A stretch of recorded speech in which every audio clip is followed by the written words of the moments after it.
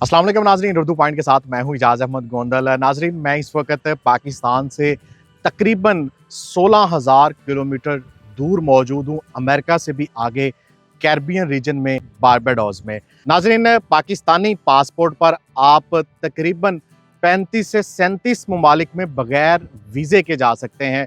और मैं इस वक्त जिस मुल्क में यानी कि बारबाडोस में मौजूद हूँ, यहाँ पे भी आप बगैर वीज़े के सिर्फ पाकिस्तानी पासपोर्ट पर आ सकते हैं। पाकिस्तानी पासपोर्ट पर यहाँ कैसे आया जा सकता है, बगैर वीज़े के क्या क्या रिक्वायरमेंट्स हैं, और ये जो the land of beautiful beaches और the land of test cricketers भी इसको कहा जाता है, इस बारबाडोस की खूबसूरती भी आपको इस व्लॉग में दिखाएंगे।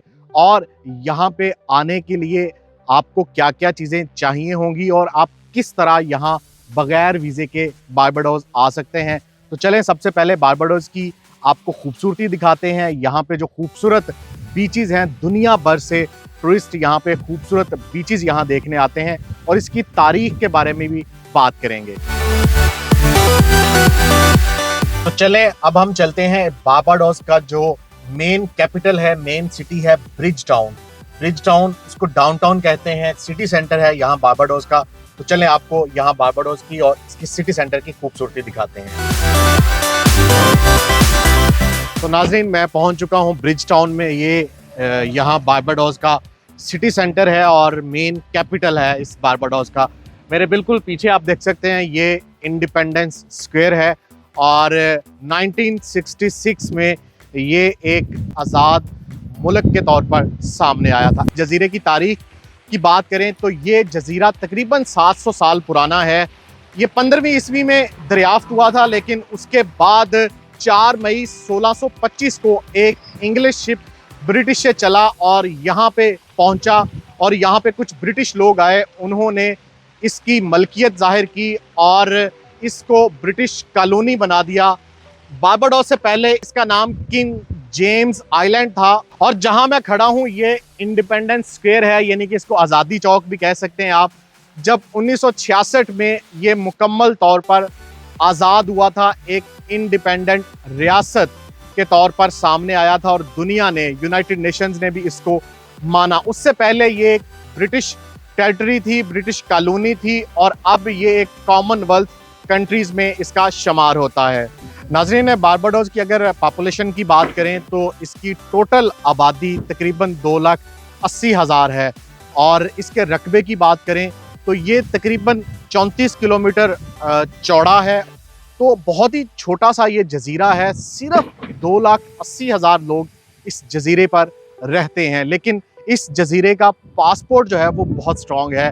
तकरीबन 160 ममालिक में वीज़ा फ्री ट्रैवल कर सकते हैं विद बारबाडोनियन पासपोर्ट। ये जो आइलैंड है बारबाडोस बहुत खूबसूरत है और साथ साथ ये बहुत साफ़ सुथरा है। यहाँ पे सफाई का बहुत ख़ास ख्याल रखा जाता है। आप किसी भी छोटे बड़े सिटी सेंटर में या टाउन एरिया में चले जाएं, आपको हर रोड जो है वो साफ सुथरा नज़र आएगा और यहाँ के लोग भी बहुत अच्छे हैं, वेलकमिंग लोग हैं। टूरिस्ट को ये बहुत ज़्यादा वेलकम करते हैं क्योंकि इस बारबाडोस की जो मेन इंडस्ट्री है वो टूरिज़्म है। यहाँ पे दुनिया भर से टूरिस्ट आते हैं, लेकिन सबसे ज़्यादा यूके यानी कि यूनाइटेड किंगडम से यहाँ पे ब्रिटिश लोग नवंबर, दिसंबर, जनवरी, फरवरी के महीनों में यहाँ पे एक दो महीने यहाँ पे आके रहते हैं और यहाँ के जो खूबसूरत बीचेस हैं वो ब्रिटिश लोगों को बहुत ज़्यादा अट्रैक्ट करते हैं। उसकी दूसरी वजह ये भी है कि ये 1966 से पहले ये एक ब्रिटिश कॉलोनी थी। नाज़रीन, इस बारबाडोस में बहुत ज़्यादा टैलेंट है क्रिकेट के हवाले से। The land of test cricketer भी इसको कहा जाता है। दुनिया में वेस्ट इंडीज़ में ये वाहिद मुल्क है जिसने पर स्क्वायर मीटर सबसे ज़्यादा टेस्ट क्रिकेटर प्रोड्यूस किए हैं। और अगर मैं इसके टेस्ट क्रिकेट की तारीख पर बात करूं तो इंग्लैंड और वेस्ट इंडीज़ का जो सबसे पहला टेस्ट मैच हुआ था 1928 में, जब वेस्ट इंडीज़ इंग्लैंड के खिलाफ टेस्ट खेलने गई थी, तो उसमें भी 3 मेन प्लेयर बारबाडोस से थे। और उसके बाद इंग्लैंड ने जब वेस्ट इंडीज़ का पहला टेस्ट टूर किया था 1929 में, उस वक्त भी टेस्ट टीम के कैप्टन टेडी हुड थे और वो भी बारबाडोस से थे। नाजरीन, जैसे कि आपको पता है कि वेस्ट इंडीज क्रिकेट ने दुनिया की क्रिकेट पे राज किया है और वेस्ट इंडीज बॉलर्स, खास तौर पर जो फास्ट बॉलर्स हैं वो दुनिया भर में मशहूर हैं। बारबाडोस ने भी बहुत ज़्यादा फास्ट बॉलर प्रोड्यूस किए हैं। वेस्ट इंडीज़ की जानिब से सबसे ज़्यादा विकेटें लेने वाले जो खिलाड़ी हैं, मैल्कम मार्शल, वो भी बारबाडोस से थे। जैसन होल्डर टेस्ट टीम के कैप्टन भी रह चुके हैं, वो भी यहाँ बारबाडोस से थे। उसके अलावा कार्लोस ब्रेथवेट हैं, वो भी बारबाडोस से हैं, जिन्होंने 2016 में जो T20 वर्ल्ड कप जीता था उसमें 4 छक्के मारे थे। इसके अलावा और भी बहुत से क्रिकेटर्स हैं जिनका ताल्लुक बारबाडोस से है। वेस्ट इंडीज़ क्रिकेट में बारबाडोस का बहुत बड़ा हाथ है। यहाँ पे बहुत सारे मैचेस होते हैं। इस साल T20 वर्ल्ड कप 2024 के बहुत से मैचेस यहाँ पे हुए। फाइनल T20 वर्ल्ड कप का भी यहीं बारबाडोस के किंगस्टन ओवल स्टेडियम में खेला गया। नाजरीन, अगर बारबाडोस में मुस्लिम आबादी की बात की जाए तो टोटल आबादी का सिर्फ 1% ही मुसलमान यहाँ बारबाडोस में रहते हैं। तकरीबन 2500 से 3000 मुसलमान यहाँ बसे हुए हैं और उनमें से भी ज़्यादातर इंडिया, गुजरात के लोग हैं। आप मेरे पीछे देख सकते हैं, ये यहाँ की सबसे बड़ी जामिया मस्जिद है। इसके अलावा यहाँ पे 7-8 मसाजिद भी मौजूद हैं जहाँ पे मुसलमान नमाज भी अदा करते हैं, अजान भी होती है, जुमे का खुतबा भी होता है, ईद की नमाज भी अदा करते हैं। नाजरीन, आप बात करते हैं कि आप पाकिस्तानी पासपोर्ट पर बगैर वीज़े के यहाँ बारबाडोस वेस्ट इंडीज़ कैसे आ सकते हैं। तो उसके लिए आपको एक रिटर्न टिकट चाहिए, यहाँ पे रहने के लिए होटल बुकिंग चाहिए और आप यहाँ पे डायरेक्ट आ सकते हैं। ना सिर्फ यहाँ बल्कि इस वेस्ट इंडीज़ कैरिबियन में तकरीबन 5 से 7 आइलैंड ऐसे हैं जहाँ पे आपको वीज़ा फ्री एंट्री मिलती है पाकिस्तानी पासपोर्ट पर। लेकिन यहाँ पे मसला एक ये है कि पाकिस्तान से डायरेक्ट यहाँ वेस्ट इंडीज़ इन आइलैंड्स पे कोई भी डायरेक्ट फ़्लाइट पाकिस्तान से नहीं आती। उसके लिए आपको या तो अमेरिका के रास्ते आना पड़ेगा या आपको बरतानिया यानी कि यूके के रास्ते यहाँ पहुँचना पड़ेगा। अगर तो आपको कोई ऐसी एयरलाइन मिलती है जो आपको एयरपोर्ट के अंदर से ट्रांजिट देती है, आप यानी कि आप एयरपोर्ट के अंदर से ही जहाज़ चेंज करके यहाँ वेस्ट इंडीज़ इस बारबाडोस की फ़्लाइट ले सकते हैं, या आप ट्रांजिट वीज़ा लेना पड़ेगा। अगर आपको कोई ऐसी एयरलाइन नहीं मिलती तो फिर आपको US या UK का वीज़ा चाहिए होगा, क्योंकि वहाँ से आपको फिर प्लेन या एयरपोर्ट चेंज करके यहाँ बारबाडोस आना पड़ेगा। नाजरीन, बारबाडोस के बीचेस में से ये एक ब्रॉनिस बीच है और ये भी बड़ा खूबसूरत बीच है।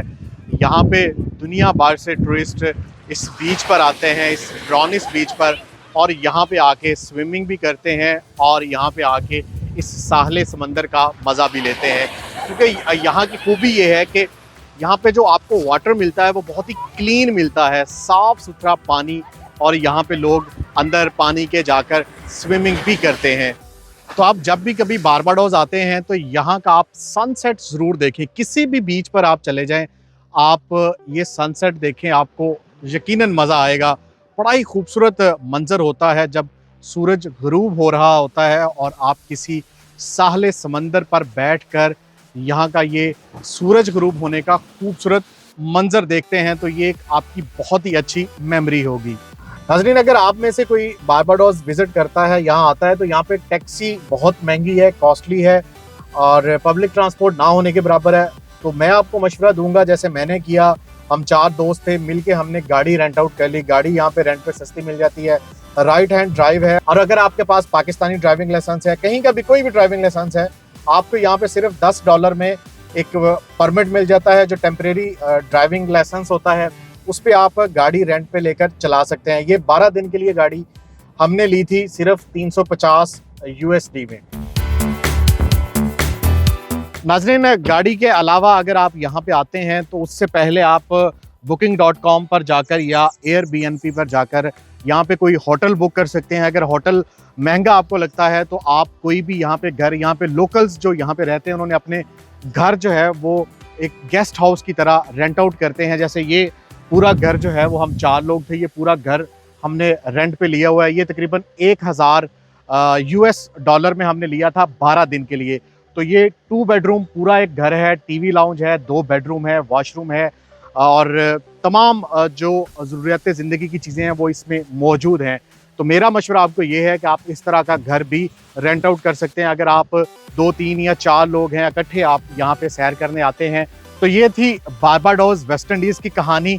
यहाँ पे आप ज़रूर आएँ। अगर आप US, यूके या कनाडा में रहते हैं तो आपके लिए आना बहुत ईजी है। और अगर आप पाकिस्तानी हैं और आपके पास कोई भी वैलिड वीज़ा है यूएस, यूके का या कनाडा का, तो आप इन ममालिक के ज़रिए कोई भी एयरलाइन लेकर बगैर किसी वीज़े के डायरेक्ट यहाँ पे आ सकते हैं। बहुत ही खूबसूरत आइलैंड है, द लैंड ऑफ बीचेस है। दुनिया भर से टूरिस्ट आके आप यहाँ खूब इंजॉय करते हैं। आप भी ज़रूर आएँ और उम्मीद है इस वीडियो में आपको बहुत सारी इंफॉर्मेशन मिली होगी और आपको ये हमारा व्लॉग अच्छा लगा होगा। इसको लाइक करें, शेयर करें। अगली वीडियो तक के लिए इजाज़त दें। अपना बहुत ख्याल रखें। अल्लाह हाफिज़।